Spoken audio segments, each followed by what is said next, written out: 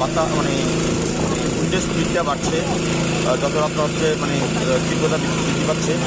তো বিভিন্ন জায়গায় গাছ পড়ছে, সেগুলি আমরা অলরেডি রিমুভ করেছি, চলিলাম মধ্যে হ্যান্ডস্টাম্পার করেছি, টিপ পাঠিয়েছি। আর আমাদের এখানে সিলভারের ক্লাব নাজমঙ্গল, তো ওনারা মানে পুজোর একটা প্যান্ডেলে গেট বানিয়েছিলেন, বিশাল বড় বাস স্ট্রাকচার। তো হঠাৎ করে এটা বাতাসে পড়ে যায়, তো ওনারা খবর দেন, আমরা আছি। আমাদের civil defence volunteer, 7 battalion TSR, fire service সবাই হাত লাগায়। আমরা দেখতে পাচ্ছি এখানে আমরা টাওয়ার লাইট লাগিয়ে কাজ করছি, যেহেতু বিদ্যুৎ নেই। তো এটা আমরা কী করে মধ্যে রোডটা ক্লিয়ার করবো, এটা তো মেন রোড, তাই আমরা মানে কাজটা করছি। তো তাছাড়াও যেখানে খবর আসছে আমরা সেখানে আমাদের টিম বানাচ্ছি, ব্লক থেকেও টিম রেডি আছে। তো আমরা যে কোনো মুহূর্তে যে কোনো দুর্যোগ মোকাবেলায় আমরা সক্ষম, আমরা চেষ্টা করবো।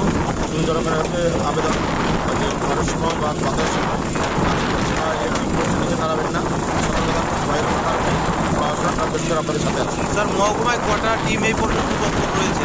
এই পর্যন্ত আমাদের 7টা টিম আছে, মানে কুইক রেসপন্স টিম, 2 ব্লকে মানে 2 টিম আছে। এছাড়া আমাদের অফিসে 3টা মানে ডিএমসিতে একটা আছে 3টা, তাছাড়া আরও 4টা টিম আমরা রিজার্ভ রেখেছি। যেমন 5 ব্যাটালিয়ন টিএসআর ওনারা আছেন, 7 ব্যাটালিয়ন ওনারা কাজ করছে, তাছাড়া এনডিআরএফ আছে, তাছাড়া আমাদের সিভিল ভলান্টিয়ার আছে, আইএসএফ আছে। তো আমরা 7টা রেসপন্স টিম আমরা করে রেখেছি। স্যার, এখনো পর্যন্ত কটা জায়গায় ক্ষয়ক্ষতি হয়েছে? এখনও পর্যন্ত আমাদের ক্ষয়ক্ষতি বলতে কাউকে অ্যাসেস করা হবে। চট্টগ্রামে মানে একটা বাড়ির সামনে একটা কাজ করেছে, হয়তো একটা ওয়াল ড্যামেজ হয়েছে, যেটা রিপোর্ট আছে। তাছাড়া এখন অব্দি মেন রোডেই পড়েছে, এখন অব্দি আমাদের কাছে খবর নেই যে কেউ হতাহত বা কেউ আহত হয়েছেন।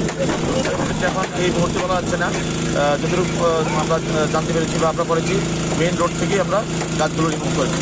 হ্যাঁ, রাবার বাগান, ম্যাক্সিমাম রাবার বাগান ড্যামেজ হচ্ছে।